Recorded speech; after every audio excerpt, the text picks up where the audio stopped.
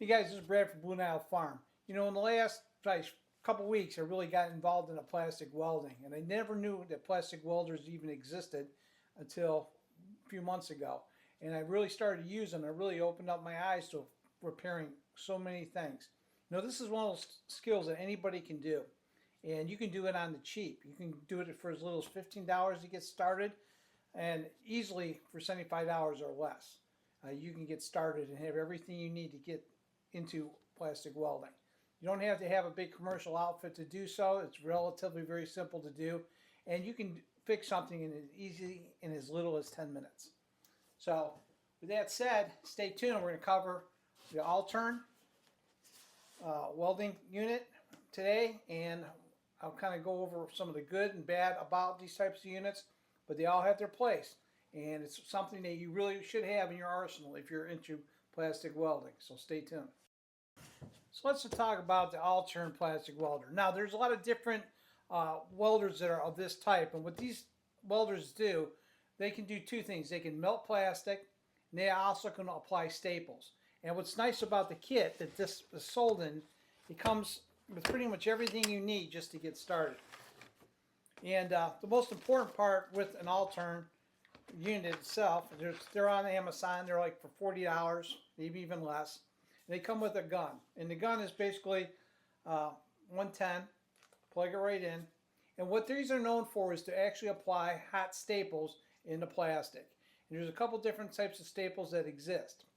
But what they're doing is basically applying a staple and creating a bond between two pieces so you have it held together. And the key is to basically stick a staple into both of these electrodes, squeeze the button, and in a few seconds this thing will get so hot that that piece of metal, which is stainless, will actually turn bright red, and then you embed it into plastic, let go of the trigger for a few seconds, pull out, and you're going to leave the staple joining two pieces of plastic. That's what this gun is designed to do. And that's all you need to get started to actually join two pieces. And so the concept is, once that is done, then you can take one of these clips, put it on both electrodes, and once they're on the electrodes, all you have to do is use this as like a smoothing tip. So this whole piece will get hot, and then you can actually move it around the plastic once it's hot as you squeeze the trigger, and you can actually melt plastic and join it together. And that's what this unit can do. And it comes with everything you need. It has different types of staples. There's wave staples. There's corner staples. I mean, there's corner staples. So there's different staples that exist that come with the kit. It comes with cutting knife, because when you actually apply the staples, you have prongs that stick up, and you have to cut the two prongs off. You have it comes with a little knife that you can use to cut some of the plastic if we desire. And the kit also comes with different kinds of rods that you can use to melt into your plastic in different colors. So for $40, you have everything you basically need here to get started, and it's relatively very cost effective to do. And let me show you how easy it is to put a staple on and heat it up. So let me show you how the Allturn hot stapler works on a large project.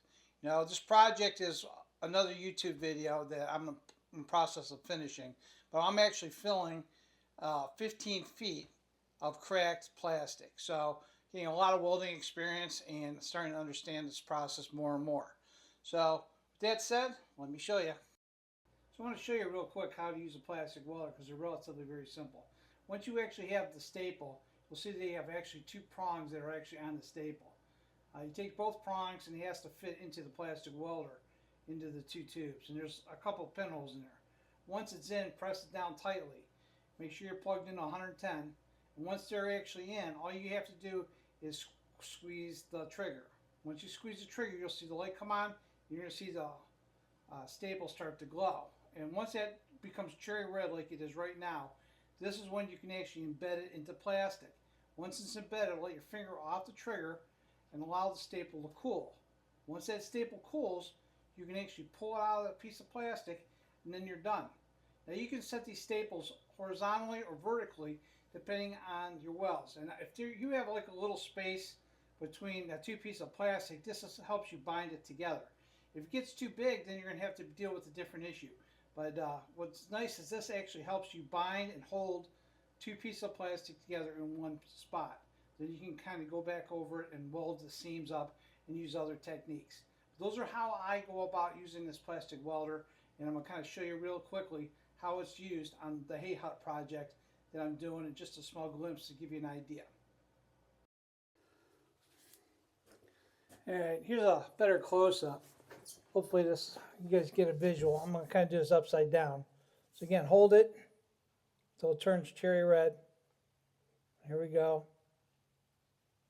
Then just kind of like branding. Hold it till you brand it. Let go, pull it out. Tell you though, since I've owned hay huts, I let this go way too long. If I would have done this a long time ago, none of my hay huts would have been this bad a shape. So it was my mistake. Didn't know anything about this stuff that it even existed. But I'll tell you, it's well worth a tool to own, because it really makes a heck of a difference in what you're doing. Now right now I'm getting to the seam where they basically lie together. So I'm going to take this S-clip and try to kind of bond between both of those clips. So I think that's going to be more of a critical nature of, getting all these together. So see if I can get this to work. Cherry red, keep in the middle.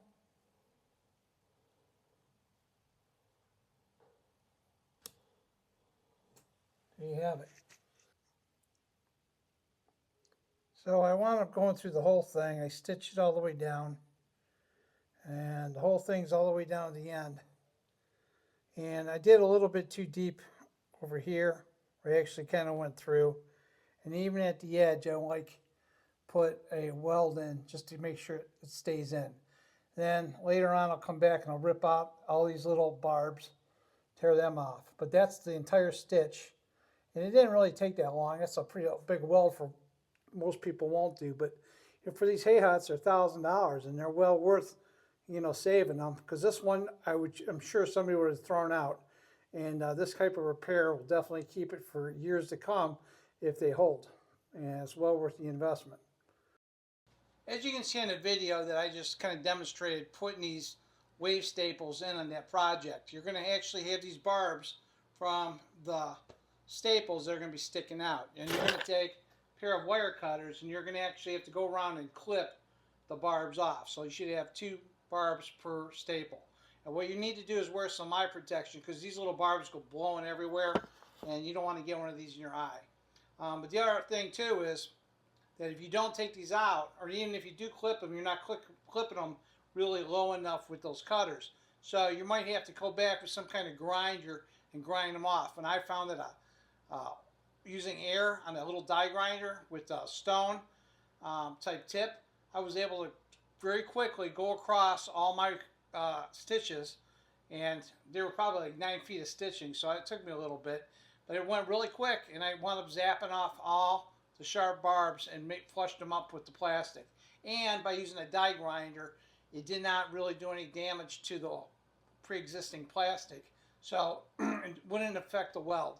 So I suggest using a die grinder. They worked out really good for me, and if not, use an electric type grinder, and I think you'll be fine. Even if you had a grinder on the drill, keep it simple, but just grind these things off, because they're very sharp, and obviously you're not going to get enough plastic over the top of them to really seal them. So cut them and grind them, and you'll be good to go, and I think you'll really like doing that.